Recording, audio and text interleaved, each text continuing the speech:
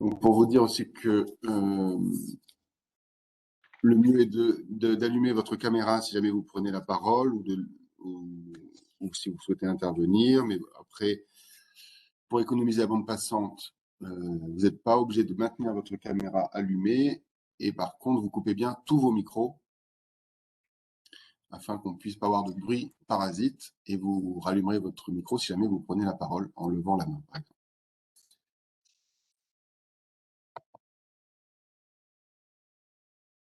Voilà le sommaire de ce webinaire. Donc, nous allons parler du programme SMS numérique et de ses enjeux. Nous allons essayer de vous donner les clés pour vous inscrire dans ce programme. Vous parler de l'appel à projet en cours en ce moment sur la région Occitanie, des outils nationaux et l'accompagnement du GRAD Occitanie, qui est un opérateur de l'ARS et qui le suit dans tous ses projets numériques et de transformation numérique sur la région Occitanie. Et enfin, un retour d'expérience de l'EPAS 65, de Madame Pascaline Barry, que nous remercions par avance, et qui vous parlera de son projet, un projet qui a été retenu sur l'année dernière, qui était la phase d'amorçage du programme.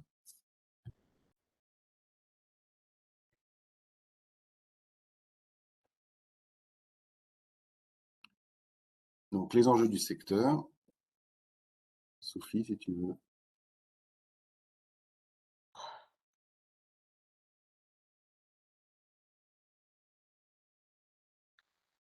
Les micros sont coupés. Ton micro doit être coupé, Sophie.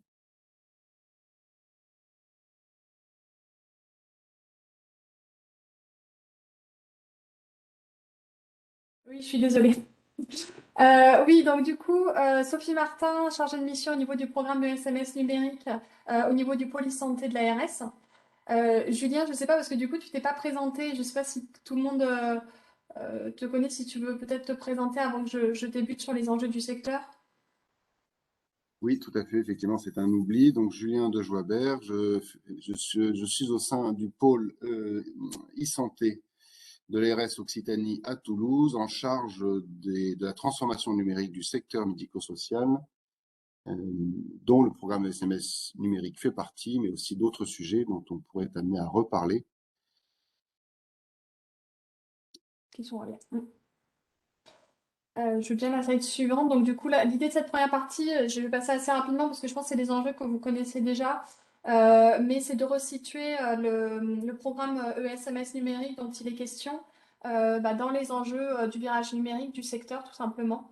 En fait, le programme ESMS numérique est issu notamment de Ma Santé 2022. Il faisait l'objet, en fait, d'une action dédiée, l'action 21, qui était donc dédié au soutien au système d'information médico-sociaux et à l'accompagnement au virage numérique, notamment via le programme ESMS numérique. On voit donc sur la partie droite les objectifs en fait de ce programme qui est en premier lieu d'améliorer le parcours des usagers. C'est vraiment le numérique au service du parcours et des personnes accompagnées. Améliorer le pilotage des établissements et des services. Fiabiliser et optimiser les pratiques professionnelles. Franchir une nouvelle étape en matière d'équipement et d'infrastructure, parce que c'est vrai que souvent ça fait défaut, et là du coup il y a des financements dédiés pour avancer sur sur ces éléments. Doter les structures d'un DUI interopérable avec les services socles, donc on va en parler un peu plus loin, mais c'est vraiment le cœur du programme ESMS numérique. S'inscrire dans le respect de l'urbanisation cible de la doctrine technique Ma Santé 2022. Donc ça, c'est le fait d'outiller l'ensemble des établissements avec la même cible et la même urbanisation. Et également franchir quelques exigences organisationnelles avec en effet des enjeux de recrutement, de mutualisation, de formalisation des procédures, de formalisation d'un schéma directeur des systèmes d'information. Et c'est vrai que dans le secteur, on le verra, mais c'est des ressources qui sont assez rares et c'est pas simple vu l'hétérogénéité aussi des structures au sein du secteur médico-social, d'où un petit peu la façon dont est construit le programme qu'on va détailler un peu plus tard. Slide suivante, s'il te plaît.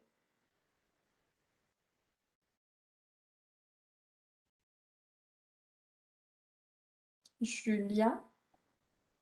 Il y a un peu de délai, entre. C'est juste savoir si tu étais toujours connecté, comme je ne vois plus. Mais Alors, Elles arrivent. le... Vous, vous avez bien le programme rejoint les objectifs du Ségur? là, c'est bon, c'est arrivé. Ah, ça marche. En effet, en suivant Ma Santé 2022, donc le Ségur numérique, donc à partir de 2000, enfin, depuis janvier 2022, le Ségur numérique fait l'objet d'une feuille de route régionale, euh, voilà, au niveau Occitanie. Là, vous avez un petit peu les enjeux au niveau national avec ce qui est à retenir avec des financements assez historiques sur justement ce virage numérique. Également sur le secteur médico-social avec 600 millions qui sont dédiés au secteur médico-social sur 5 ans.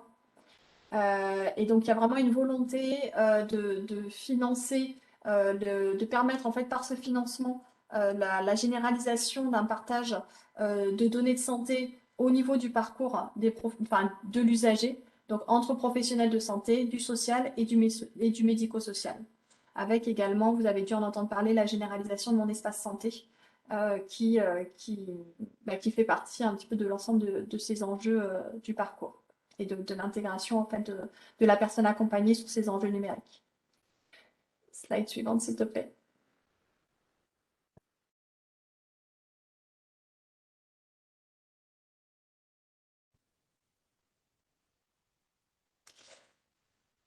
Donc la généralisation du programme, là, c'était juste pour vous mentionner que donc, le patient, la personne accompagnée est au centre. Il y a 6 couloirs dans le Ségur numérique.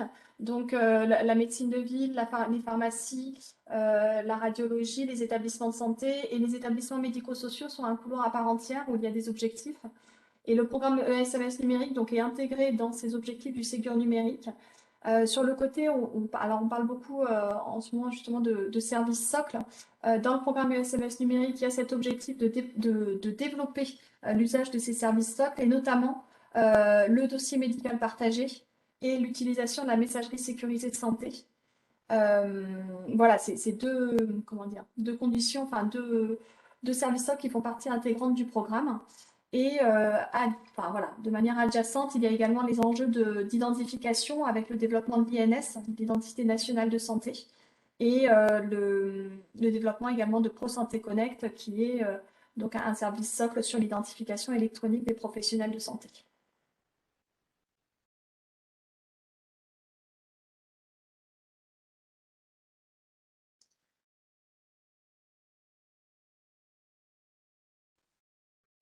Donc là, très rapidement, en fait, c'est pour vous montrer les leviers complémentaires sur le programme.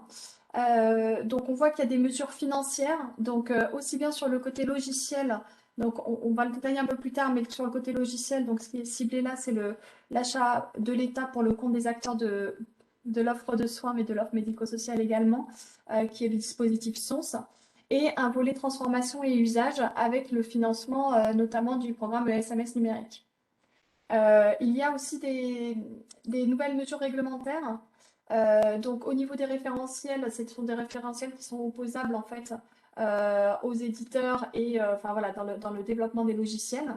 Et au niveau usage et transformation du secteur, il y a une obligation aujourd'hui d'alimentation du DMP et d'envoi par messagerie sécurisée de santé par les professionnels de santé. Donc ça, c'est un élément important à prendre en compte dans ce programme et dans cet enjeu en fait de virage numérique. Slide suivante, s'il te plaît.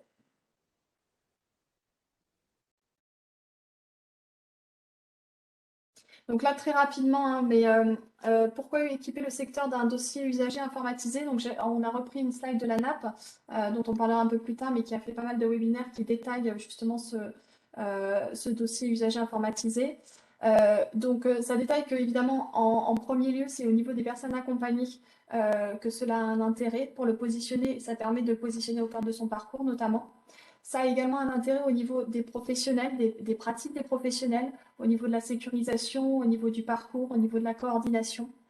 Au niveau des établissements et services du médico-social de manière plus générale, ça permet de faciliter en fait la démarche qualité et également le quotidien des professionnels en optimisant les pratiques.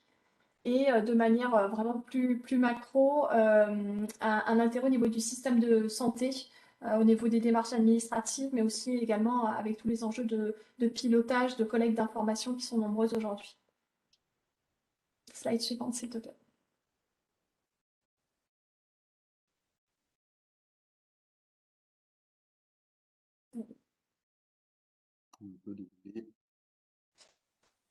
Alors la slide suivante, elle vous détaille, je vais commencer un petit peu, je vais pas rentrer dans le détail, en fait, elle vous détaille la cartographie fonctionnelle, donc en effet du système d'information d'un établissement social et médico-social. Mais c'est juste pour vous mentionner, donc au cœur, on voit la gestion du parcours usager dans le SMS. Comme je vous le disais, c'est vrai que le secteur est assez hétérogène et on a souvent des questionnements de savoir si les établissements, par exemple, de la protection de l'enfance ou d'autres établissements sont concernés. En fait, c'est pour vous dire que l'ensemble des établissements et services sont bien concernés par le programme. Euh, et euh, la note nous indique qu'en fait, au niveau de ces fonctionnalités, entre l'ensemble des établissements, c'est à peu près 70, en fait, 70% d'un DUI et à peu près les mêmes fonctionnalités pour tous les établissements du secteur. Après, évidemment, il y a des particularités qui s'articulent souvent au niveau de la coordination. Les acteurs ne sont pas nécessairement les mêmes entre le secteur social, par exemple, et médico-social, ou le secteur enfance, des fois aussi, et le secteur adulte. Et là, en fait, il y a des spécificités ou des adaptations qui sont mises en exergue, en fait, par l'organisation de groupes d'appui, par la tenue de groupes d'appui, enfin, groupe d'appui, groupe de travail au niveau national.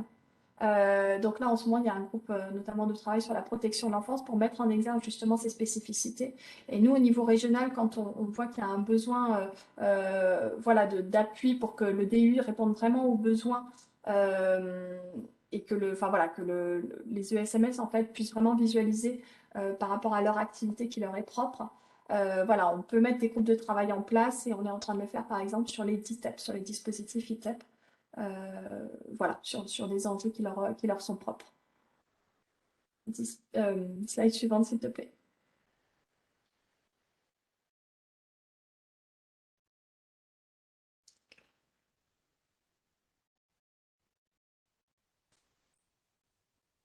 Un élément important, donc c'est la mutualisation. Elle est fortement en fait incitée dans le cadre du programme avec un minimum de 15 établissements et services pour candidater à l'appel à projet. Donc 15 établissements et services et 15 finesses géographiques notamment. Pour quelles raisons? Donc pour mutualiser des ressources expertes rares dans le secteur, pour préfigurer des coopérations pérennes sur les systèmes d'information, voire plus large par la suite. Bon, après ça, c'est à la main des organismes gestionnaires. Atteindre une taille critique pour créer une maîtrise d'ouvrage dédiée au système d'information, qui est une condition sine qua non au développement des usages et à leur pérennisation. Parce qu'on voit que voilà, c'est un sujet assez global et qui est complexe avec des ressources rares.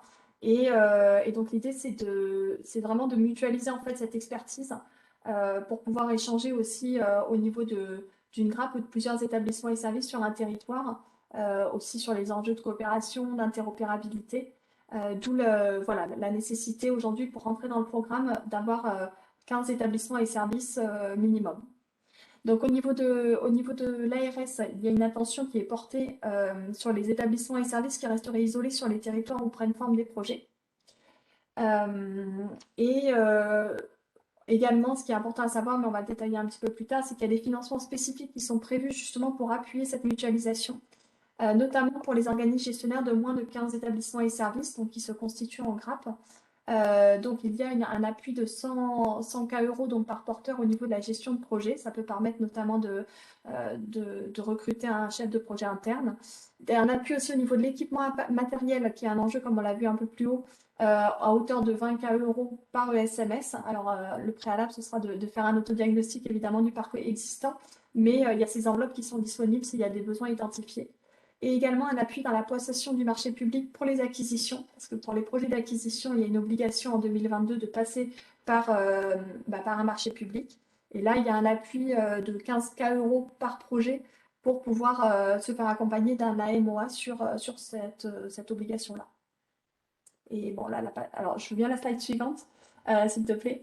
Mais voilà, l'idée, c'est de pouvoir sécuriser aussi l'acquisition en mettant en concurrence les différents éditeurs. Donc là, juste très rapidement, la phase de généralisation renforce et accélère la phase d'amorçage de 2021. Donc vous avez dû sûrement le voir en 2021, il y a eu deux appels à projets régionaux qui faisaient partie de la phase d'amorçage. Là, aujourd'hui, on est en phase de généralisation pour plusieurs années. Donc là, vous avez les chiffres, les objectifs et les chiffres au niveau national. Mais c'est surtout pour vous montrer que c'est un programme sur lequel c'est une dynamique en fait qu'on essaye vraiment de porter au niveau régional. Et l'idée, c'est vraiment d'accompagner les établissements et services à maturer ce projet, à s'investir dans ces enjeux numériques et à déposer en fait leur dossier au niveau de l'appel à projet au moment où ils auront fait leur autodiagnostic, au moment où voilà, l'ensemble de ces enjeux sera bien identifié pour aider les établissements en fait à élaborer leur stratégie au niveau des systèmes d'information.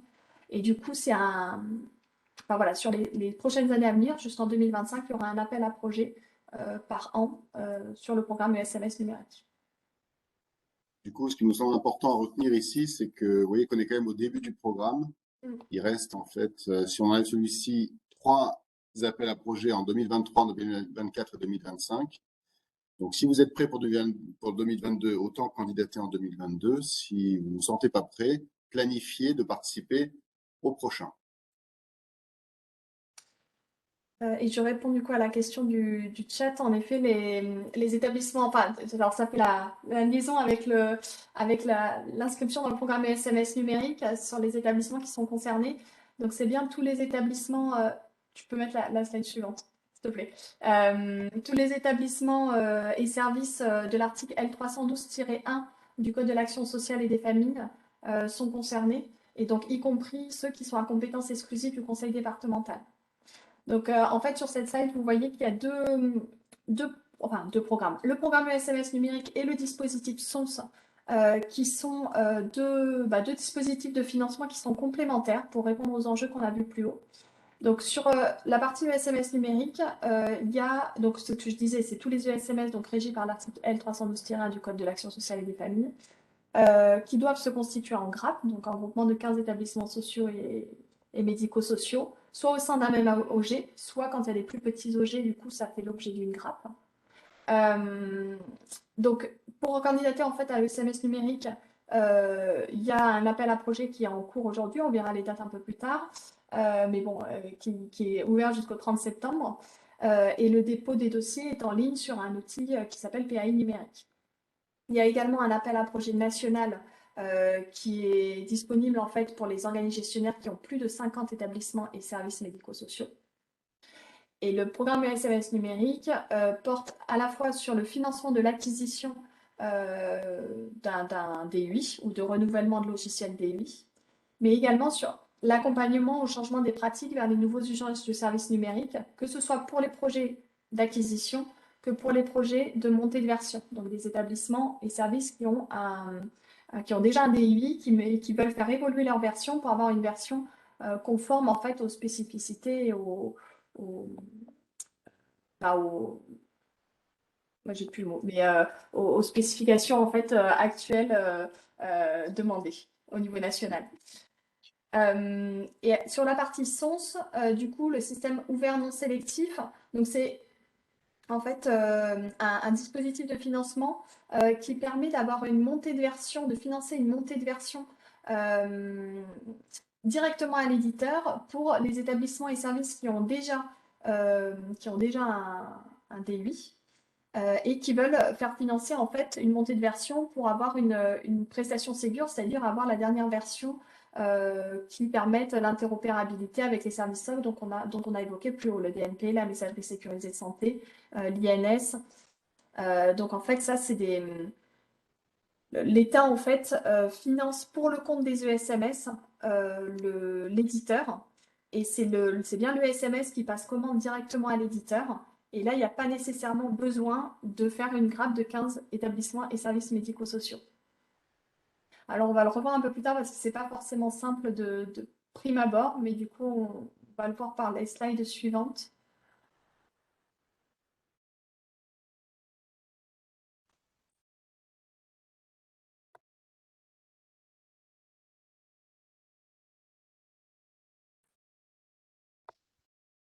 Donc, programme SMS numérique, donc la définition, l'objectif, c'est de financer en fait les maîtrises d'ouvrage. Ça va vraiment financer la maîtrise d'ouvrage des établissements des ESMS pour développer et généraliser l'utilisation du numérique dans le secteur.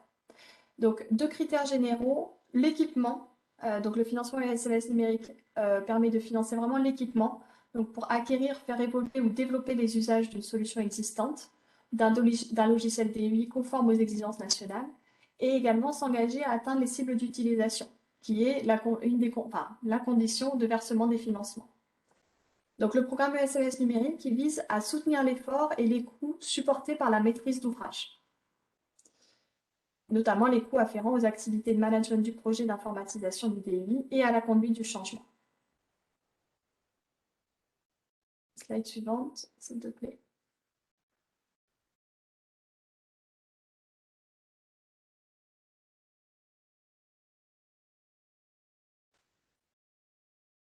Donc, les conditions d'accès, comme je vous le disais, c'est des grappes de 15 ESMS, plus une réponse à l'appel à projet de l'ARS. Et là, en fait, c'est les deux cas. Donc, si vous avez un projet d'acquisition d'un DEI ou de renouvellement, c'est-à-dire que vous avez déjà un DEI, mais vous n'en êtes pas satisfait, vous voulez changer de logiciel, le programme ESMS numérique va permettre de financer l'acquisition de l'équipement logiciel, le forfait dit à l'usage, donc ça, c'est un forfait justement pour accompagner les usages, comme on le disait plus haut, et également les forfaits complémentaires spécifiques pour les petits organismes gestionnaires, dont on a parlé plus haut, avec la MOA marché public, l'équipement matériel et les infrastructures informatiques, et également la MOA projet.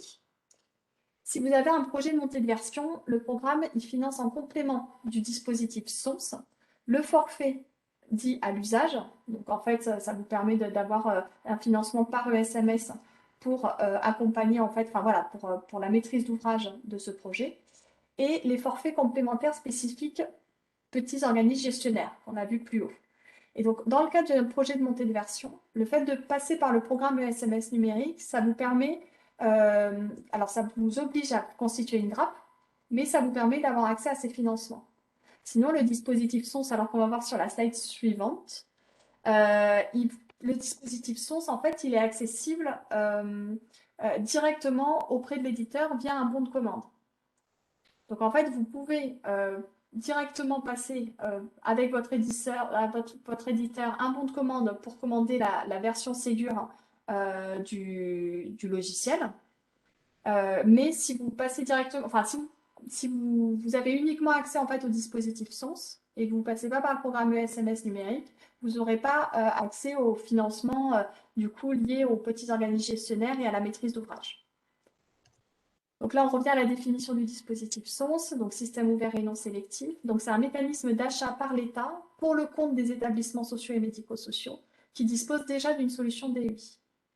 La prestation Ségur, donc, qui est financée par le dispositif SONS, elle a pour principal objectif d'accélérer la mise à niveau des solutions des éditeurs en fluidifiant les financements. Et ce dispositif SONS, il couvre 6 dimensions: la licence d'utilisation auprès de l'éditeur, les frais d'installation, de configuration et de qualification, la maintenance corrective, le suivi du projet et la livraison de la documentation, et, quand c'est nécessaire, l'accompagnement à l'obtention d'un certificat logiciel de type organisation. Je précise également que si, en étant passé par le programme ESMS numérique et en ayant acquis un logiciel par le programme ESMS numérique, après, vous pourrez avoir également accès au dispositif SONS pour avoir la version Ségur. En fait, les deux programmes, les deux dispositifs sont vraiment complémentaires. Alors, je pense que sur la slide suivante, on va avoir le détail des financements et c'est Julien qui va vous détailler du coup les montants des financements en fait de chaque. Oui, alors ce qu'on a voulu, c'est que par ce tableau, on a voulu vous synthétiser un petit peu tout ce qu'on vient de dire. Donc, on va prendre un peu un temps, on va faire une pause parce qu'on sait que c'est beaucoup d'informations d'un coup. Ce qu'on voulait vous dire, c'est que de toute façon, cette présentation sera disponible. Tous les éléments se trouvent en ce moment sur le site de l'ARS Occitanie. Et notamment, ce qui donne le cadre de tout ce programme, c'est bien l'instruction nationale qui est jointe à l'appel à projet en ce moment en ligne. Là, vous avez tous les éléments dont on vient de parler, tout le cadre du programme. On essaye là ce matin de vous expliquer, de vous rendre un peu plus accessible parce que c'est loin d'être simple. Et par ce tableau, on vous a synthétisé l'ensemble des éléments. Donc, on va essayer de voir comment est-ce qu'on peut le lire, ce tableau. Le plus simplement, on le lit de gauche à droite, déjà sur la partie financement du programme et du dispositif. Et ensuite, on verra la dernière ligne qui est les financements spécifiques pour les organismes gestionnaires qui gèrent des établissements de moins de 15 établissements et qui auront droit à des aides supplémentaires. Sinon, pour tous les autres, vous avez bien compris qu'il fallait déjà définir son projet, savoir si on se trouvait dans un projet d'acquisition ou de mise ou de montée de version. Si vous êtes dans un projet d'acquisition, c'est que vous n'avez absolument pas de logiciel de dossier usager informatisé en ce moment sur vos structures. Vous êtes vous êtes, comme on dit, au papier et au crayon. Ou alors vous avez un logiciel mais qui ne vous convient pas et vous souhaitez le changer. Dans ces cas-là, vous allez passer par une mise en concurrence des éditeurs. Vous allez passer un marché sur une plateforme de marché public. Et pour ces types de projets, donc les projets d'acquisition, une fois que vous aurez satisfait déjà la première condition qui est le regroupement de minimum 15 établissements, vous allez pouvoir voir les enveloppes qui correspondent à votre cas en fonction de votre bande supérieure du regroupement. C'est-à-dire, est-ce que vous êtes à moins de 50 ESMS ou à plus de 50? Si vous êtes à moins de 50 ESMS, vous aurez par établissement, je dis bien par établissement, 7 000 € pour le développement des usages, c'est-à-dire la conduite du changement au sein de vos structures, des formations, du personnel dédié à ce programme au sein de vos structures. Ça, ce sont les 7 000 € par établissement. Et vous pourrez consacrer 14 500 € si votre éditeur est référencé Ségur, on en reparlera, pour l'acquisition du logiciel, ou 12 000 s'il ne l'est pas. Ensuite, si votre regroupement fait plus de 50, vous êtes donc sur la ligne d'après, vous avez le droit à 2 000, 3 000 plus 1 000, et vous n'avez aucun financement par le dispositif SONS. Alors là, uniquement si votre éditeur est référencé Ségur, parce qu'on part du principe que si vous faites l'acquisition d'un logiciel d'un éditeur qui est déjà référencé Ségur, vous êtes au plus haut niveau en fait de version du logiciel. Donc vous n'avez plus besoin de passer par le dispositif SONS. Alors que si vous faites l'acquisition d'un logiciel qui n'est pas encore référencé Ségur, il vous faudra par la suite passer aussi par l'étape SONS, qui vous permettra d'avoir la dernière version du logiciel, celle qui est référencée et qui est exigée par le national. Voilà. Ensuite, si vous êtes sur un projet de montée de version, la ligne en dessous, si votre regroupement est jusqu'à 49 SMS, moins de 50, vous aurez 5 000 € par établissement pour les usages, pour le développement des usages, c'est-à-dire la conduite du changement et la prise en main de ce logiciel au sein de vos structures. Puis vous aurez, par le biais des financements SONS, le financement de la montée de version du logiciel. Ça, vous avez donc bien compris que c'était payé directement du national aux éditeurs directement. Vous n'avez rien à payer dans le cas des montées de version SONS. C'est pris en charge directement par l'État. Et enfin, cette dernière ligne qui intéresse donc les plus petits parce que ce sont des aides supplémentaires qui ont peut-être besoin d'acheter aussi du matériel informatique. On peut les aider à hauteur de 20 000 € par établissement ou de 15 000 €. Quand on dit par porteur, il faut entendre par projet. En fait, là, c'est plus par établissement, mais c'est bien par projet. Vous obtiendrez 15 000 € pour l'ensemble du projet pour vous aider à monter votre marché public et à le présenter sur la plateforme de marché public qui est celle du RESA aujourd'hui. Et enfin, vous pouvez avoir jusqu'à 100 000 € par projet pour vous aider dans la conduite de ce projet, un peu c'est de la gestion de projet en fait. Voilà pour la présentation de ce tableau qui donc vous donne à la fois donc la répartition de ces enveloppes sur tout le programme SMS numérique en 2022 et son dispositif SONS, et un peu la façon aussi d'organiser son programme, son projet, selon que vous soyez en projet d'acquisition ou de montée de version. Sophie, est-ce que toutes les questions ont été traitées dans le chat? Ou est-ce qu'on a le temps de prendre une question à l'oral? Est-ce qu'il y a besoin de traiter une question à l'oral?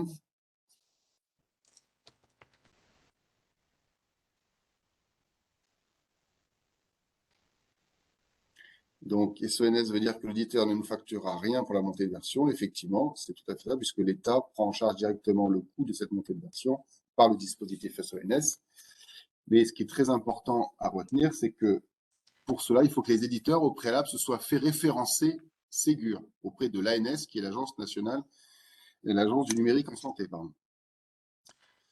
Et tant que votre éditeur n'est pas référencé, vous ne pouvez pas faire cette montée de version. Voilà. Donc, s'il n'y a pas d'autres questions ni de main levée, nous pouvons avancer dans la présentation. Là, c'est rapidement pour vous donner un peu les éléments de votre projet, un peu de bout en bout du projet, et un peu le temps que ça peut vous prendre aussi. À partir du moment où vous vous dites, par exemple, suite à ce webinaire, ce programme est vraiment une opportunité pour nos établissements, on souhaite s'y inscrire, on va commencer à identifier nos partenaires pour pouvoir faire ce regroupement, parce que vous avez bien compris que la première chose à faire, c'est donc de se regrouper, enfin, pour les plus petits, ceux qui n'ont pas déjà 15 établissements en gestion à l'année, on va dire. Donc, pour les plus petits, ils ont déjà identifié des partenaires pour se regrouper. Et s'ils n'en identifient pas assez, il y a des outils après pour rejoindre des grappes à l'échelle de la région, voire même, on peut même sortir de la région. On sera dans ce cas-là dans des projets multirégionaux qui sont un petit peu plus complexes, mais c'est tout à fait possible, notamment pour des établissements limitrophes entre deux régions. On peut envisager des projets sur plusieurs régions. Donc, vous voyez qu'à partir du moment où vous prenez la décision de rentrer dans le programme, jusqu'à la candidature que vous allez poster et que nous allons étudier et valider, il peut passer entre 6 et 18 mois, jusqu'à la convention de la signature de la convention avec l'ARS, et ensuite entre 6 et 18 mois pour mener à bien l'acquisition ou la montée de version du logiciel et surtout faire prendre en main le logiciel par vos professionnels, ce qui va vous faire déployer des usages, monter et atteindre les cibles d'usage dont on va parler juste après. Et donc, de bout en bout, entre le début et la fin de votre projet, il peut s'écouler entre 1 an et demi, voire 3 ans. Ou même plutôt tabler sur 3 ans. Parce que c'est quand même une transformation très importante de vos établissements et du temps est nécessaire pour cela.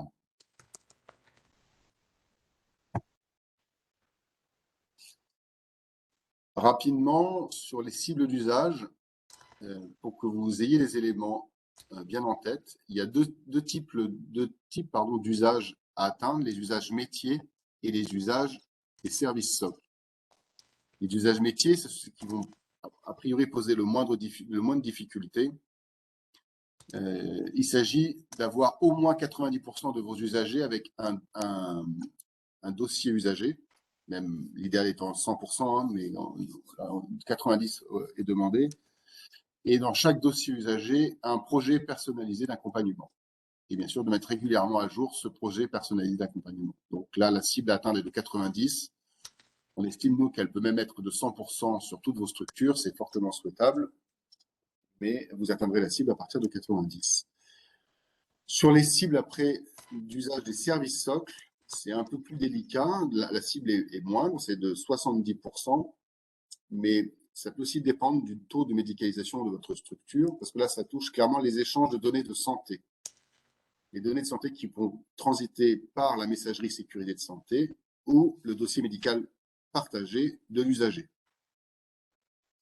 Le national impose d'atteindre la cible de 70%, c'est-à-dire que sur un établissement qui aurait 100 usagers, il vous faut envoyer à peu près 70 messages sécurisés par la messagerie pour atteindre ces 70% d'utilisation de la messagerie.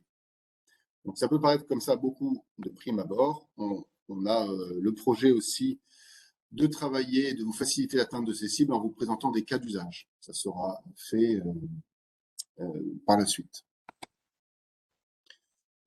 Ensuite, le focus, un petit rappel, parce que si vous avez déjà pris connaissance de l'ensemble des documents qui sont en ligne en ce moment sur le programme SMS numérique, pour ceux qui n'ont pas encore pris connaissance de ces éléments, ils sont résumés ici. Donc, depuis le 15 mars 2022 en Occitanie, a été ouvert un appel à projet, un appel à candidature pour pouvoir rentrer justement dans le programme ESMS numérique. Il y a pour ça 2 fenêtres de dépôt, une fenêtre pour les acquisitions, les projets d'acquisition. Cette fenêtre s'étend jusqu'au 1er juillet. Et nous étudions les projets sur cette fenêtre-là et vous aurez la réponse de la validation de votre projet à partir du 1er juillet. Et ensuite, une fenêtre de dépôt pour les projets de montée de version ou les projets du secteur social, comme c'est indiqué. Vous avez entre le 15 mars et le 30 septembre.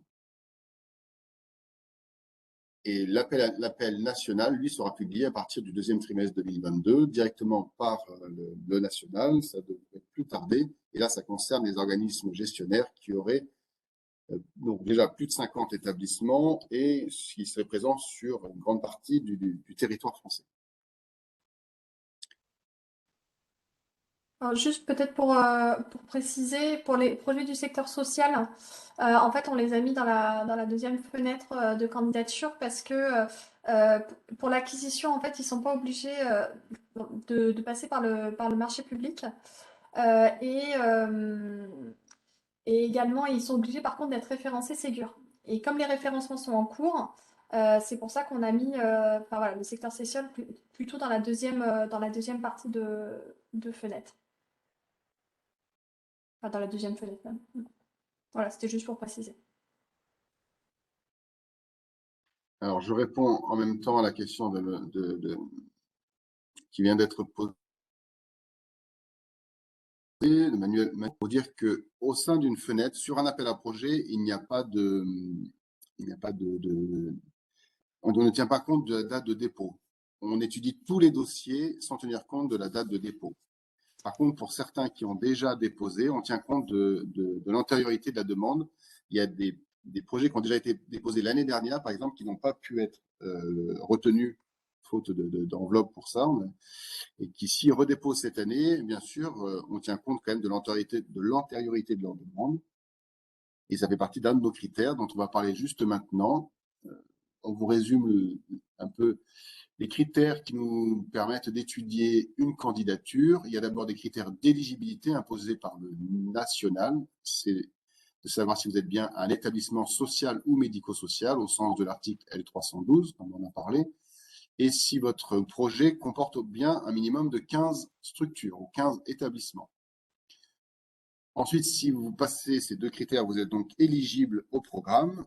Vous rentrez après dans la recevabilité régionale de votre demande. Pour ça, il faut bien répondre selon le cadre de réponse régional joint à l'appel à projet. Il nous faudra aussi un auto-diagnostic de vos systèmes d'information, comme expliqué sur le document de l'appel à projet en ligne, et une déclaration de l'activité médico-sociale pour les établissements mixant des activités comme les services à domicile, avec des activités médico-sociales et des activités dites de confort. Puisque ce programme ne finance que les activités médico-sociales ou médico-sociales. Et enfin, des critères de priorisation, puisqu'une fois qu'on a étudié la recevabilité de l'ensemble des demandes, nous pouvons, en tout cas pour l'instant, nous n'avons pas pu financer toutes les demandes, puisque les enveloppes régionales n'étaient pas suffisantes. Et donc, nous avons une grille jointe aussi à l'appel à projet, avec des critères de priorisation et qui nous permettent après de donner un ordre de priorité aux demandes et de les prendre dans cet ordre-là, enfin de les valider, pardon, selon cet ordre. Et juste pour rebondir, la grille en fait est vraiment dans l'appel à projet, donc voilà, vous pouvez la consulter et l'ensemble des éléments sont pris en compte. Donc c'est vrai que le dépôt de la demande est un élément, mais c'est vraiment la maturité en fait du projet déposé et l'ensemble des éléments donc, qui sont pris en compte dans la priorisation qui, voilà, qui va guider un petit peu le choix de l'ARS sur ces appels à projet, parce que l'enveloppe est restreinte. Mais ce que je voulais dire, c'est que l'antériorité en fait du dépôt ne garantit pas nécessairement d'être retenu parce qu'il y a pas mal d'éléments qui sont pris en compte dans cette priorisation. Donc, pour 2022, en Occitanie, nous avons une enveloppe de 4 186 783 pour financer l'ensemble des projets acquisition ou montée de version par le programme ESMS numérique. Vous avez bien compris que le financement du dispositif SONS ne concernait pas, entre guillemets, déjà, en tout cas, cette enveloppe qui est attribuée aux ARS, puisque la validation ne passe pas par les ARS. Donc, cette enveloppe-là est uniquement pour les projets qui rentreraient dans le cadre du programme SMS numérique.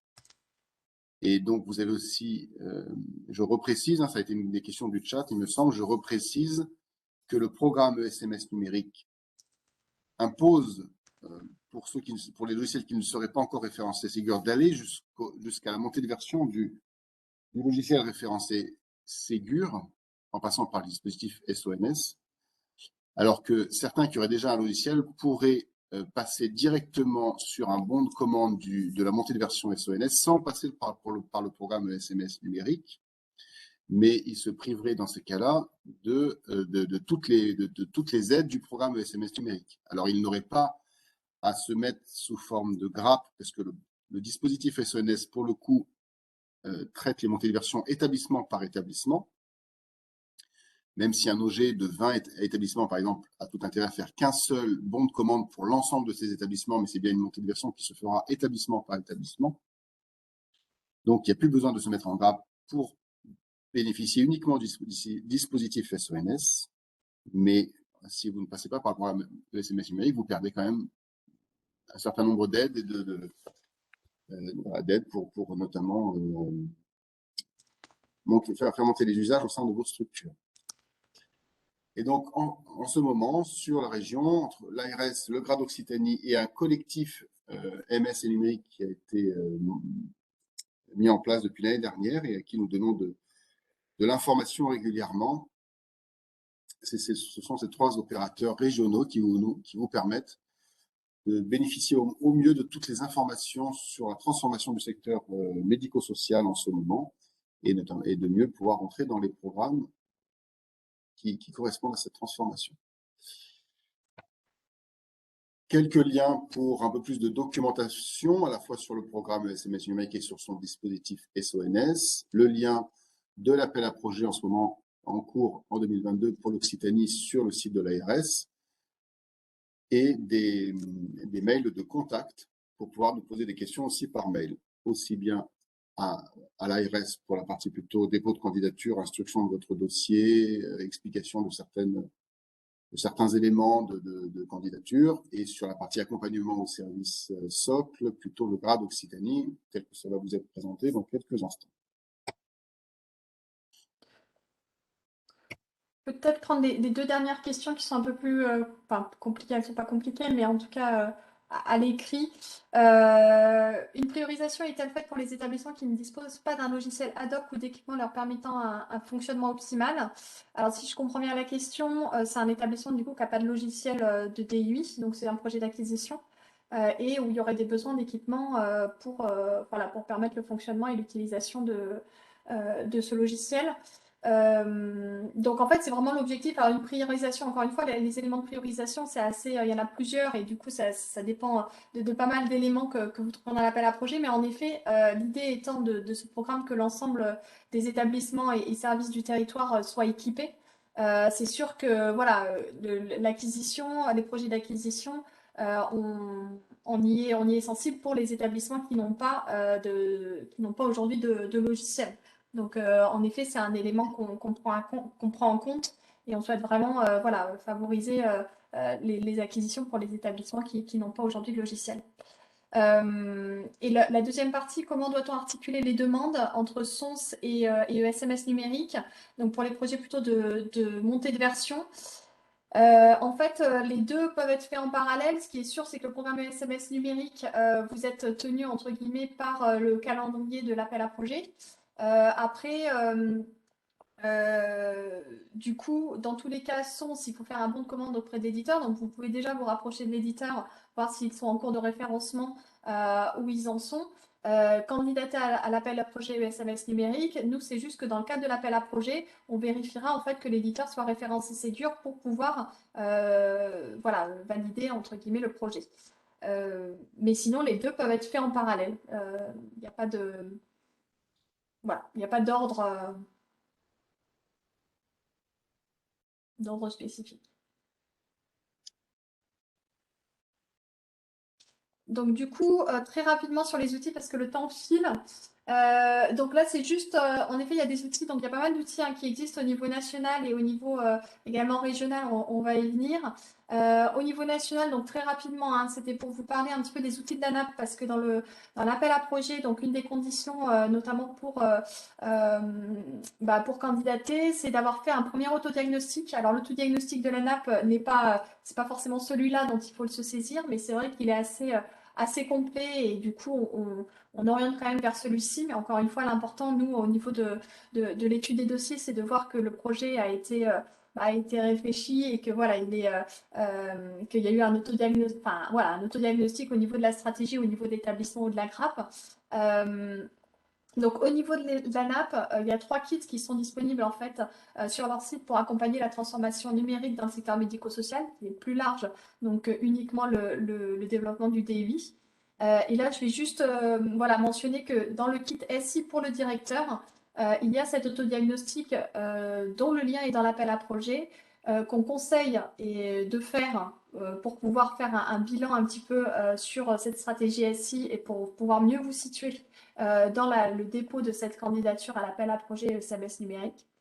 Euh, et après, il y a d'autres kits qui sont plus techniques, enfin un kit notamment déploiement du DI qui est plus, alors pour une partie directeur, mais une partie aussi chef de projet. Et un troisième kit qui est pour le responsable SI. Alors on sait que tout le monde n'en a pas, mais si vous avez un RSI ou un DSI, là c'est des questions beaucoup plus techniques et c'est un autodiagnostic plus abouti, mais qui peut être utile quand vous avez la possibilité de le faire. Voilà. Alors après, dans les slides suivantes, ces kits sont détaillés, mais on ne va pas en faire le détail parce que je voudrais garder un peu de temps pour l'intervention du grade et l'intervention du retour d'expérience.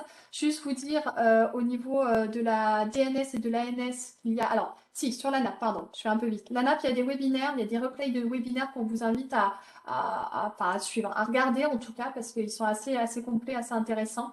Donc on vous a mis le lien et il y a des nouveaux webinaires en fait qui sont à venir qui peuvent être intéressants de suivre. Donc ça c'était juste pour vous en informer. Et en fin avril, par la DNS, il y a un webinaire spécifique sur le programme et sur l'articulation justement SONS, SMS numérique. Donc c'est le 26 avril prochain. Donc c'est animé par la CNSA, la DNS, l'ANAP et l'Agence du numérique en santé. Donc n'hésitez pas à vous y inscrire et à le suivre. Voilà, je pense que ça va être assez intéressant. Et également, donc il y a des fiches pratiques, il y a des outils qui ont été faits par le national qu'on va mettre sur la page internet du site de l'ARS également. Voilà, pour que vous puissiez en prendre connaissance. Voilà un petit peu pour les outils nationaux. Alors, je vais laisser la parole à Stéphanie Péco, donc, qui est responsable de l'animation territoriale au niveau du grade, que je remercie d'être présente. Alors, je ne l'ai pas encore vue, mais je pense qu'elle est connectée, pour vous faire un petit bonjour. Voilà, pour vous présenter le grade et l'accompagnement qui est mis en place en fait sur les projets de SMS numérique. Très bien. Merci beaucoup pour la transition, Sophie. Je vais directement attaquer dans le vif du sujet, rappeler un petit peu ce qu'est le GRAD, le groupement régional d'appui au développement de la e-santé. Très rapidement, on a un groupement d'intérêt public et on est au service de l'ensemble des acteurs, que ce soit du sanitaire, du médico-social et du social. Et on est là en fait pour vraiment accompagner les acteurs pour vraiment qu'ils puissent se saisir des outils numériques dans leur quotidien, dans leur pratique, et au bout du bout, améliorer, fluidifier la prise en charge des patients et des usagers. Donc l'idée, c'est vraiment de mettre en place et de proposer d'accompagner pour le déploiement des outils numériques, mais aussi au-delà, d'accompagner vraiment dans la proximité et dans la durée les acteurs. On est conscient aussi que ça entraîne des changements en termes d'organisation, en termes de pratique, et que du coup, il y a besoin d'accompagnement dans la durée. Donc, on a toute une équipe d'animation territoriale que je vous montrerai un petit peu plus tard dans quelques diapos, qui est là pour vous accompagner au quotidien et que vous connaissez peut-être pour certains d'entre vous déjà. Et puis, on a voilà, l'équipe. Donc, je reviendrai, vous aurez de toute façon le diapo avec les coordonnées où vous pouvez les contacter. Pour revenir donc au diapo précédent, merci pour la transition, et celui encore avant. On a aussi au sein. il y a peut-être une latence. Au sein du groupement, on a aussi donc on a les équipes donc qui sont sur le terrain, donc l'équipe d'animation territoriale. Il y a aussi des équipes qui sont une approche plus globale sur l'analyse et la modélisation hein, des usages et sur un accompagnement plus expert sur les offres pour vraiment aussi aller dans les questions les plus pointues. Donc notamment, on a une personne donc, qui travaille, qui est chef de projet sur le SMS numérique et qui travaille de manière étroite avec Julien et Stéphane, et Sophie, pardon. Et puis, enfin, on a un troisième département, puisqu'en fait, notre objectif, c'est aussi, donc on travaille étroitement avec le national, euh, pour vraiment construire un système urbanisé des systèmes d'information. C'est-à-dire que, en fait, notre objectif, actuellement, on a beaucoup d'outils qui ne sont pas encore connectés, mais c'est vraiment d'arriver sur un système où tous les outils sont interconnectés et que finalement, que les professionnels puissent passer d'un outil à un autre de manière fluide et sans avoir besoin de remplir des informations ou éviter aussi des pertes d'informations. Voilà, donc en fait, il y a donc toute une équipe expert et système d'information qui travaille aussi sur cette urbanisation. Voilà, donc par rapport au diapo suivant, plus spécifiquement sur le SMS numérique, donc il y a un accompagnement qui est mis en place donc, par une chef de projet, donc vous avez les coordonnées aussi en bas, sms.numérique@isanté-occitanie.fr. J'ai mis en place sur le site internet un peu un pas à pas des guides complémentaires à ce que les outils qui ont été donc, présentés et donc avec une FAQ si vous avez des questions aussi qui émergent. Souvent, d'autres se sont aussi posé les mêmes questions et du coup, donc, il y a déjà beaucoup de réponses peut-être à vos interrogations. Il y a aussi également donc, un espace documentaire hein, donc, qui reprend l'ensemble des éléments. Et puis, comme échangé hein, précédemment aussi, il y a certains d'entre vous qui se posaient la question de comment euh, procéder pour rejoindre une grappe, pour identifier donc, des acteurs et mutualiser donc, sur ce appel à projet. Donc, en fait, il y a aussi un appui pour vous mettre en relation. Donc, il y aura aussi également un lien donc, dans la présentation. Et enfin, il y a un troisième axe donc, qui est mis en place par donc, la chef de projet SMS numérique en lien avec l'équipe à l'ARS, c'est des animations, c'est-à-dire des groupes de travail au niveau régional du collectif médico-social et puis aussi plus spécifiquement sur la partie technique, il y a un club des RSI du médico-social. L'objectif de ces groupes travaux, enfin de travail et de ce club, c'est de pouvoir partager les problématiques qui sont rencontrées et identifier aussi les bonnes pratiques et vraiment co-construire donc une réponse et une structuration en fait des systèmes d'information et puis aussi de leurs utilisations. Voilà, donc ça c'est pour la partie SMS numérique. Donc sur la diapo suivante, vous avez donc la cartographie donc, de l'équipe d'animation territoriale. Donc vous avez parmi eux donc, des animateurs qui sont sur tout l'ensemble des outils, donc qui peuvent vous appuyer sur les services socles.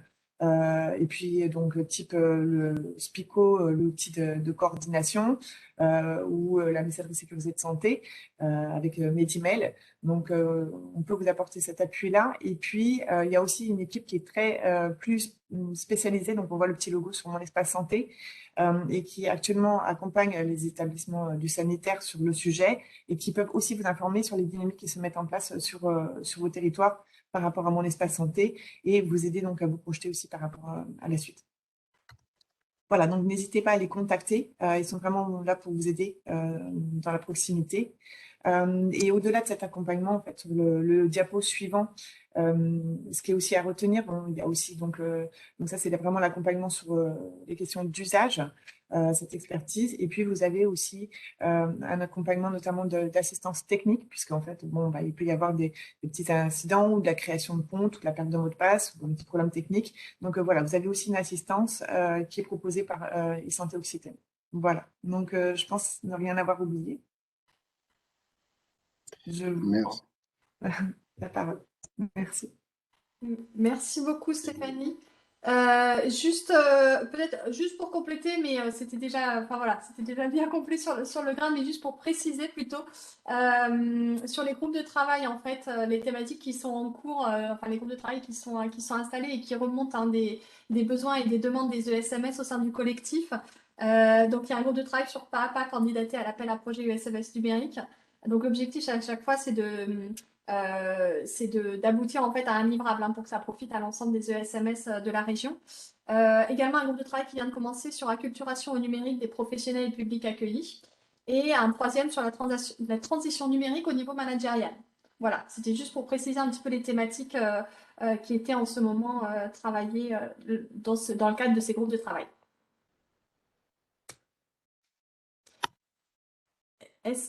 Alors du coup, merci beaucoup Stéphanie pour cette présentation.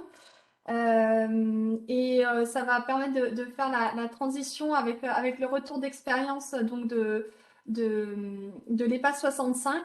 Parce que Pascaline Barry, donc, que je remercie beaucoup d'être connectée, d'avoir accepté de faire ce retour d'expérience.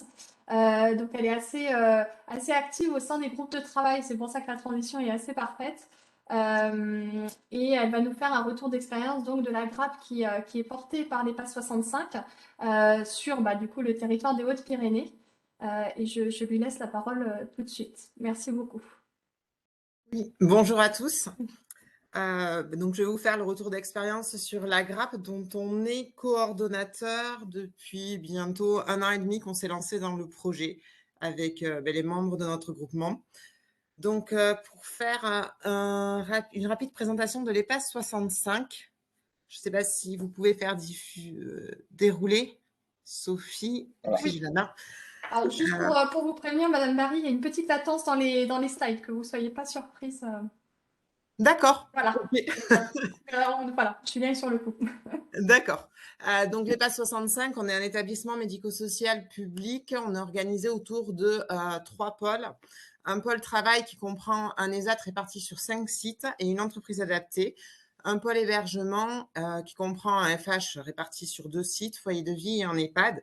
Et un pôle domicile avec un SAVS qui est réparti en gros sur les mêmes sites que les ESAT et un service des majeurs protégés. Et bientôt un SAMSA. Donc, on est situé sur le département du 65.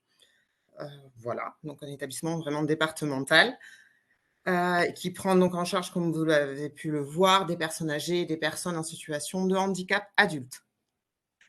Donc, j'attends le slide. Il va y avoir un petit décalage. Le projet SMS numérique, pour nous, on s'est lancé dedans dès l'apparition de la première instruction.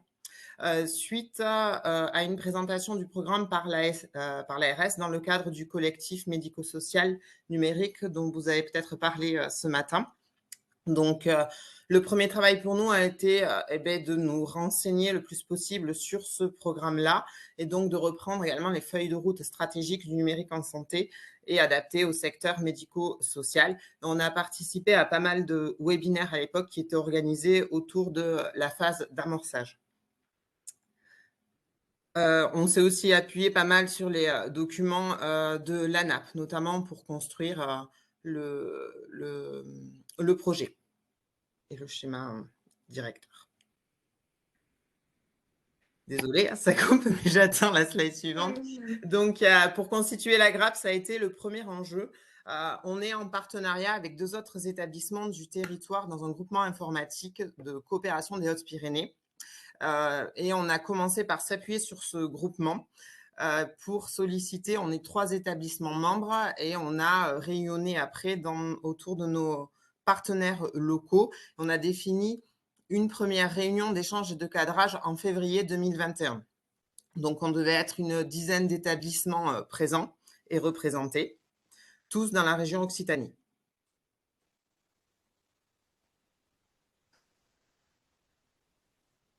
Désolée, ça décale. Donc, de cette première rencontre, il y avait des établissements aussi bien personnes âgées que personnes handicapées.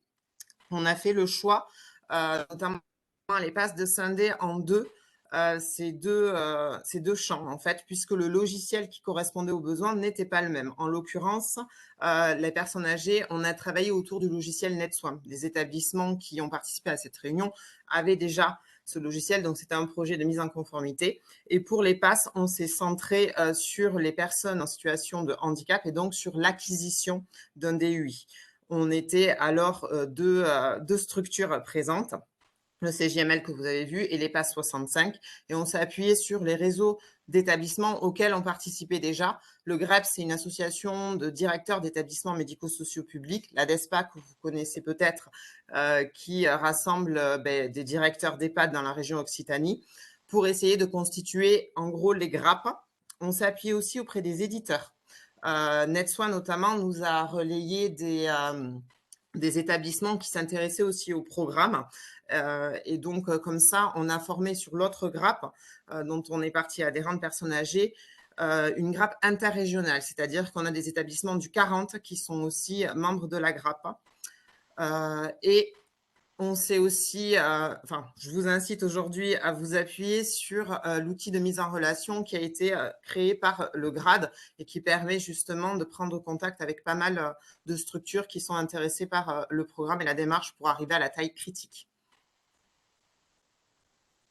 Donc, notre grappe à l'EPAS, dont on est coordonnateur, il y a 3 établissements. Pour le secteur PH, alors il y a 3 organismes gestionnaires et 16 établissements ou services. Et l'autre grappe dont on fait partie, mais là on est juste participant et pas en coordonnateur, elle est constituée de 14 OG et donc 18 établissements et comme je vous le disais, à portée interrégionale. La grappe comporte nous et régional. Il y a donc le CJML qui est situé dans le 65, l'EPAS 65 et un établissement Rieux-Volvestre qui comprend un ESAT, SAMSA et FH. Donc des régions Occitanie pour la couverture et ce sont tous des structures publiques.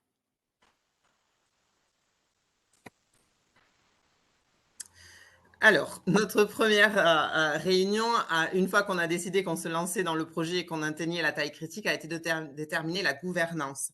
On a désigné donc un établissement porteur de projet, c'est tombé sur nous, qui a animé la démarche.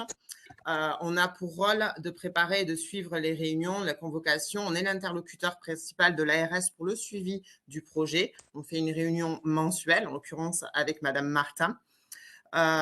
Et c'est nous qui suivons la relation, la mise en concurrence via le RESA et qui, du coup, animons la grappe. Il faut savoir qu'on a la chance à l'EPAS d'avoir un responsable informatique qui est ingénieur et donc il a aussi, c'est pour ça qu'on a été nommé porteur de projet, le rôle de faire assistant maîtrise d'ouvrage dans le projet. Donc, dans la gouvernance, on a mis en place un comité de pilotage pluridisciplinaire qui comprend des cadres, alors pas forcément de santé, pardon, ce sont des cadres de services, que ce soit sur des services à domicile, des ESAT, ou des foyers pour être le plus représentatif ou des IME possible, des techniciens informatiques qui sont présents dans les établissements et des directeurs. On est une 12aine de personnes. Un comité technique qui est adossé, qui comprend les informaticiens de chaque OG, quand ils existent, qu'ils soient en interne ou du coup en externe pour un des structures, et du coup qui est piloté par notre AMO, et qui, l'AMO étant aux 2 instances, fait le lien. Le comité technique a, lui, en charge plus particulièrement la préparation en termes de matériel, l'audit en soi des structures et la partie cahier des charges techniques du marché RESA. Le comité de pilotage, lui, prend les décisions sur le choix qui sera fait du logiciel, les attendus, la préparation des équipes et tout ce qui concerne, en gros, l'avancée du projet. On a nommé aussi en 3e niveau des référents établissements et métiers qui, à ce jour, ne sont pas intervenus puisqu'on a la phase RESA marché, on est en concurrence le mois prochain, mais qui auront un rôle en fait pour s'assurer du bon déploiement du logiciel. Ce sont des personnes de terrain en fait, des représentants métiers, IDE, cadres, éducateurs en fait, qui entre guillemets porteront la bonne parole et qu'on va former plus spécifiquement au logiciel. Donc on a déjà repéré. Si vous avez des questions, n'hésitez pas à le dérouler. Sur les réunions préparatoires en fait, qui ont conduit à déposer notre projet, on a organisé 6 réunions. Une première donc, pour se connaître et apprendre à se connaître et déterminer le fameux porteur de grappe et la gouvernance. 3 réunions pour établir notre état des lieux sur les SI de chaque OG. le recensement des besoins en termes de matériel. On a pensé à tout ce qui était fibre, les bornes Wi-Fi notamment, puisque derrière, on déploiera des tablettes. En termes humains, les formations, les besoins qui seront formés dans les établissements, des formations renforcées de 3 jours en général chez les éditeurs ou des formations juste pour apprendre l'usage classique, c'est une journée maximum. On a déterminé quel service socle, puisque dans la phase d'amorçage, il y avait pour obligation de déployer 3 services socles. Et on a écrit la convention de groupement. Il faudra faire attention, il y a une convention de groupement pour déterminer l'établissement, coordonnateur et autres. Et il y a une convention de groupement d'achat par rapport au RESA qui a constitué aussi pour la mise en concurrence.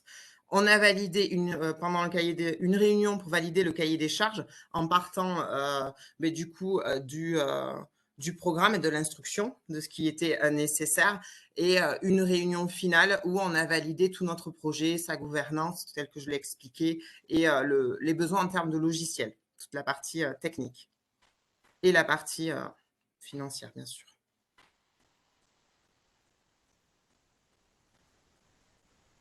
Donc, en termes d'état des lieux, on s'est basé sur une grille d'audit sur l'état du SI.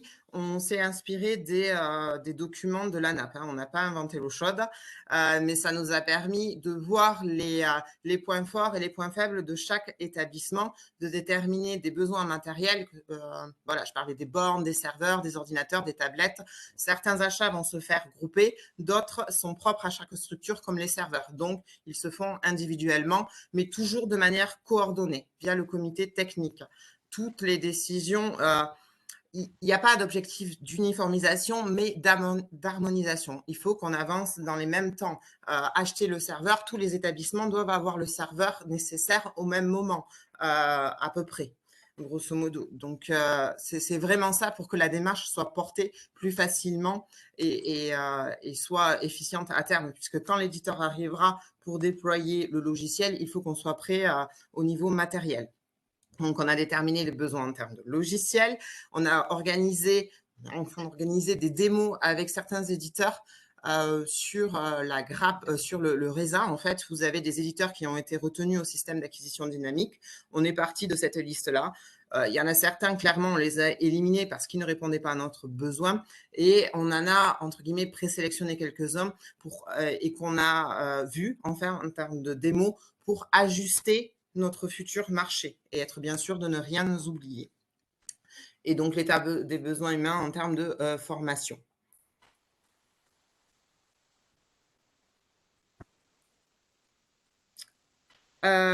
Ces bilans, on a déterminé un bilan général. Vous voyez là, bon, on n'arrive pas à lire, mais il y a des codes couleurs. En fait, sur ce qui était en vert, c'était les points de l'audit qui n'étaient pas retravaillés. En rouge, qui sont à mener comme étant prioritaires avant le déploiement du DUI. Par exemple, il y a tout ce qui est PAN, dont je n'ai pas parlé, mais qui est cybersécurité. Il a fallu nommer des DPO sur les établissements. Et du coup, être au clair avec cet aspect-là. On est en cours sensibiliser les utilisateurs aussi au risque de cyberattaque. Donc, c'est un exemple en fait de ce qui a pu être ressorti aussi de l'état des lieux qu'on a réalisé. Donc, même si on est vraiment sur une démarche de long terme, si on n'a pas encore lancé complètement notre marché, il y a tout un travail préparatoire qu'on mène depuis plusieurs mois pour être le plus efficient possible au moment où le DUI arrivera en fait.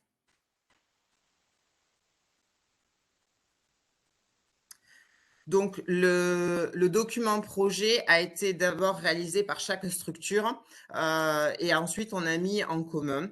On a renseigné les différents outils socles via Trajectoire, le e-parcours, le DMP, notamment pour nous.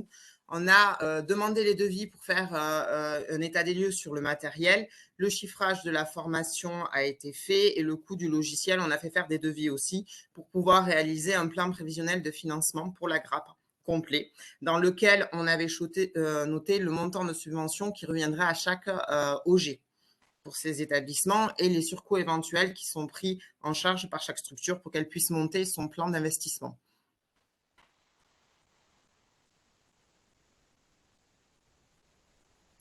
On a signé du coup tout ce travail-là. On a été retenu en fin d'année 2022 dans le temps 2 de la phase d'amorçage, pas le temps 1. On a signé la convention donc en février dernier de l'ARS et on a mis en place ces fameux points mensuels. Madame Martin est ici présente. On se fait une visio d'une demi-heure à 1 heure par mois pour voir où la grappe en est. Et si on a des questions, ça permet aussi de réajuster, nous, notre action et de faire le relais auprès des autres organismes gestionnaires. Il y a l'étape du RESA. On en est au bout là, puisqu'on a eu les retours des documents. Alors, ça sera un véritable défi, je ne vous le cache pas. Même pour des structures publiques, on a eu quand même quelques difficultés parce qu'il y a des documents qui sont obligatoires, et notamment le BPU, et qu'on arrive à parfois certains questionnements, c'est-à-dire qu'on a des services socles, les éditeurs n'ont pas déployés, et qu'il faut pourtant qu'ils tarifent dans leur marché sous peine d'avoir une offre irrecevable. Donc, ça a été quand même de longs échanges, y compris avec l'ARS sur les points qu'on peut faire et avec le RESA. Nous, on en est pratiquement au bout puisqu'on va lancer notre marché, mais il faudra quand même se garder un temps, surtout si vous n'êtes pas structure publique, pour se familiariser avec le code de la commande publique. Mais voilà, même pour des structures comme nous, ça a été compliqué. Les éléments facilitateurs au cours des derniers mois, pour nous, on est une petite grappe puisqu'il y a 3 OG. Ça a été l'implication et la réactivité de l'ensemble des établissements qui font partie de notre grappe.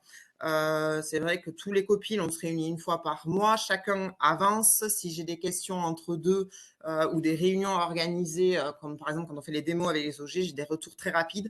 On avance de concert, on partage les mêmes valeurs, les mêmes attendus. Tout ça, on en a longuement discuté avant de se lancer dans l'appel à projet. Donc, on est d'accord sur derrière le DUI qu'on va déployer. C'est très important. Puisque vous ne savez pas en acquisition quel logiciel vous aurez derrière. Donc, vous risquez, il vaut mieux se poser les bonnes questions en amont plutôt qu'une fois que le marché sera lancé et que vous allez hésiter entre 2 ou 3 éditeurs. Il faut être conscient de ça, vous travaillez en groupe et la décision sera unique. Donc, je pense que dans les échanges et dans les grappes telles qu'ils se constituent, il vaut mieux passer du temps pour bien définir le besoin en amont plutôt que d'avoir des questionnements qui arriveront bien trop tard ou des besoins qui vont différer, qui auront été mal interprétés ou mal calibrés dans le lancement du marché. Donc, explication et réactivité, le climat de confiance.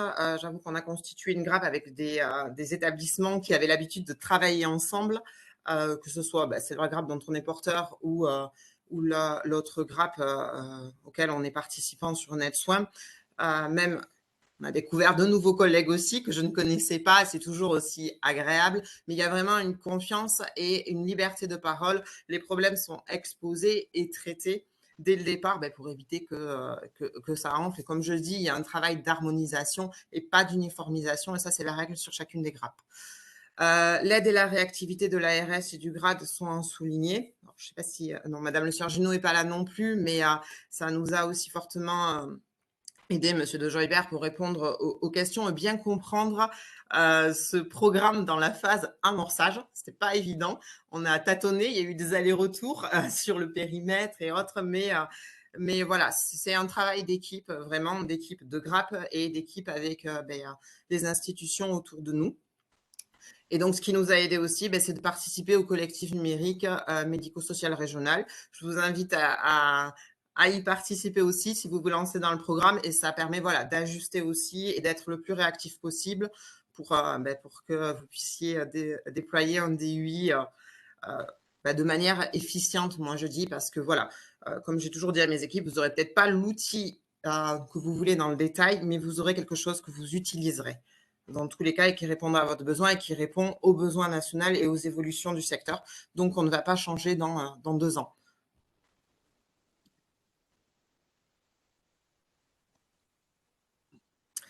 Au niveau des enjeux repérés, il y a le rôle du coordonnateur, du porteur de projet, qui est véritablement un chef d'orchestre, élément fédérateur. Ça oblige à une certaine discipline, les convocations, préparer les ordres du jour, faire les comptes rendus, relancer si on n'a pas les réponses, aussi bien les OG, mais tous les partenaires aussi. Je disais qu'on a organisé des démos avec certains éditeurs. Ça prend du temps pour avoir tout le monde dans la même pièce, pour avoir des avis représentatifs. C'est construire des outils pour faire valider ces outils, voilà, les démos, on s'est basé voilà, sur une grille aussi de questionnement pour être le plus clair possible sur les attendus et donc arriver à un marché qui répondra aux besoins de chacun. Un des enjeux pour nous, mais que vous ne devriez pas rencontrer dans la phase 2, j'ai envie de dire, de généralisation, ça a été des conditions évolutives au gré des semaines. On a tâtonné, notamment encore une fois avec le RESA et sur l'autre grappe, je dirais en phase acquisition, finalement, ça a été le plus clair, mais sur la phase de mise en conformité, on est une grappe mixte, il y avait eu des montants qui n'étaient pas très clairs dès le départ, un marché RESA donc, qui est obligatoire, dont les conditions ont été plus, j'ai envie de dire, claires au fur et à mesure, mais qui ont conduit à devoir ajuster notre démarche. Et le retour que j'ai pu avoir d'autres collègues qui sont aussi porteurs de grappes, enfin voilà, sur les réunions, ça a été vraiment en perspective le RESA, qui était la plus grosse difficulté. Au-delà même d'un travail voilà, préparatoire, un bon état des lieux vous permettra d'être plus clair aussi au sein de la grappe et de pouvoir avancer plus sereinement au moment où l'éditeur sera choisi. Et donc, je disais en termes de contexte aussi, nous, on est un établissement rural. On a aussi des établissements ruraux dans la grappe. On a travaillé notamment sur le raccordement des sites à la fibre au cours de cette dernière année pour avoir un DUI accessible tout le temps et de bonne qualité parce que derrière, si le matériel n'est pas efficient, le logiciel ne pourra pas fonctionner et derrière, les équipes vont vite ne plus l'utiliser, continuer à utiliser le papier. Ça servira aussi d'argument pour dire non, en fait, ça ne marche pas.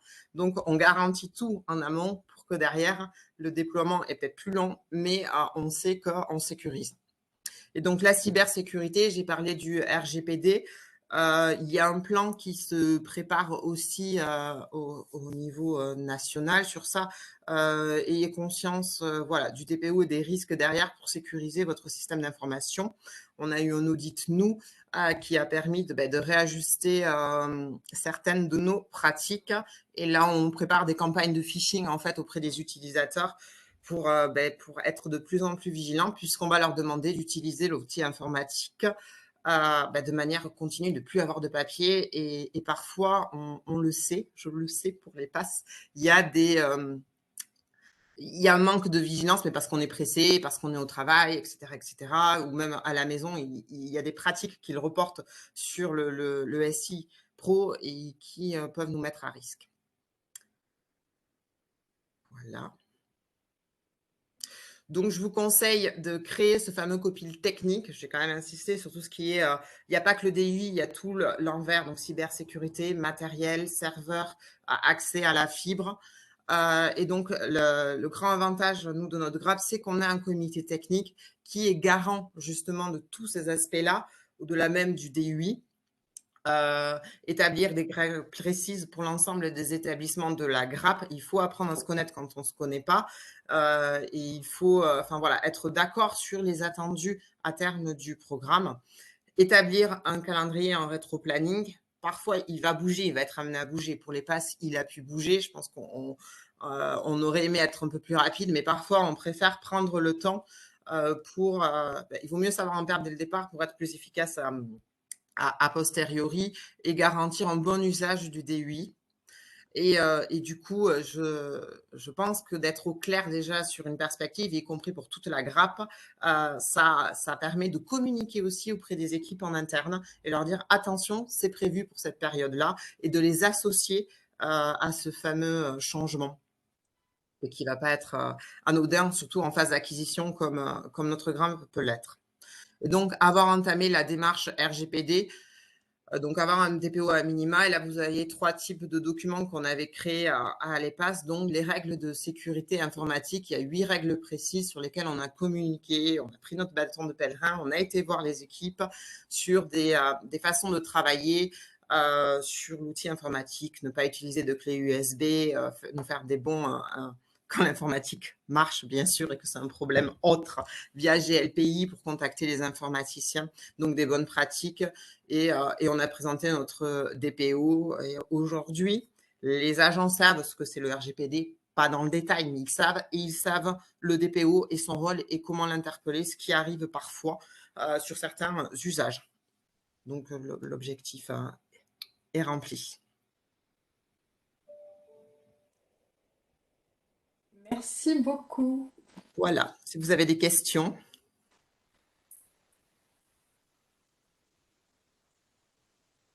Très bon retour d'expérience. N'hésitez pas, il nous reste quelques minutes. Posez des questions en direct. Et c'est le vécu, ça sent le vécu, tout ça. Donc, il faut pouvoir profiter de Madame Barry et son expérience. Il y a déjà 1 an et demi de projet. Vous voyez, elle est à mi-parcours. Alors juste pour, enfin, s'il y a des questions, n'hésitez pas à prendre la parole ou à les mettre dans le chat. Mais en effet, sur la phase d'amorçage, il y a eu, enfin voilà, il y a eu en effet ce temps de mise en place et d'avancée dans le programme. Donc on espère que en effet tous enfin voilà, ces questionnements qui ont mis du temps un petit peu à, à aboutir. Sur cette phase de généralisation, il y a pas mal de choses qui ont été un petit peu facilitées par rapport à ça. Donc, on espère vraiment que notamment sur l'achat, ce sera un petit peu plus fluide. Et juste pour préciser, parce que le RESA, on n'a pas évoqué, en fait, on a parlé de la passation de marché public, mais on n'avait pas été sur le détail du RESA. Donc, c'est la structure, en fait, qui porte le marché public auquel il faut adhérer, en fait, pour passer le marché public dans le cadre du programme. Voilà. Et c'est vrai que ça a été une difficulté à laquelle on a essayé de répondre au niveau de l'ARS en mettant en place une réunion dédiée, en échangeant entre les porteurs et voilà, pour essayer d'apporter des réponses à ces difficultés. On demande, Mme Barry, si vous acceptez de communiquer un contact pour pouvoir poser d'autres questions par la suite. Oui, Peut-être bien sûr. soit vous pouvez le mettre dans le chat, un mail ou un téléphone, ou on le mettra dans la présentation, enfin dans le. Je le mets dans le chat et vous pouvez le mettre dans le compte rendu, il n'y a pas de Enfin, souci. Super, merci. bon, mais il nous reste qu'à conclure. Bah, merci beaucoup, hein, Madame Marie, de cette présentation très complète et à bientôt. Merci à vous et bon courage pour ceux qui, qui se lancent, mais c'est un beau programme. Merci beaucoup. Julien, est-ce que tu veux conclure la réunion? Donc, en conclusion, ce programme SMS numérique, je pense que vous en avez, enfin, on espère, perçu tous les avantages. C'est une vraie opportunité pour les établissements. Alors, on ne cache pas que c'est un programme compliqué, que c'est complexe d'y rentrer, d'y participer. Il y a beaucoup de choses à faire. Et parce que cette transformation numérique, elle se fera pas sans mal, c'est sûr. Mais il y a beaucoup d'acteurs. On a essayé de les présenter tous, aussi bien le GRADE que l'ARS, que ce collectif, que vos partenaires, que c'est quand même tout un secteur qui se transforme numériquement, sans oublier le national qui publie cette doctrine technique et qui publie des outils pour vous aider. Donc, un programme compliqué, mais une réelle opportunité pour vos établissements. On vous met encore une fois les derniers, une synthèse de nos contacts pour nous joindre. Et pour vous dire qu'à la fin de cette présentation, il y a des annexes que vous pourrez lire, avec notamment des exemples. Ce qui peut être très intéressant, c'est de prendre un exemple de financement selon votre cas, en fait. Donc, si vous êtes une acquisition, si vous êtes un porteur de 15 SMS et plus, voilà, il y a plusieurs exemples comme ça. Vous pourrez en prendre connaissance. Ça vous aidera à mieux vous projeter et à mieux préparer votre candidature. Donc voilà, s'il n'y a pas d'autres questions, je vous propose qu'on clôture cette réunion, ce webinaire. Et l'enregistrement sera bientôt disponible, ainsi que la présentation. Merci beaucoup pour votre intention. Et puis, on est à votre disposition, hein, du coup, voilà, pour vous appuyer dans cette dynamique numérique au service du secteur. Bonne journée à tous. Bonne journée. Au revoir. Au revoir. Au revoir. Au revoir.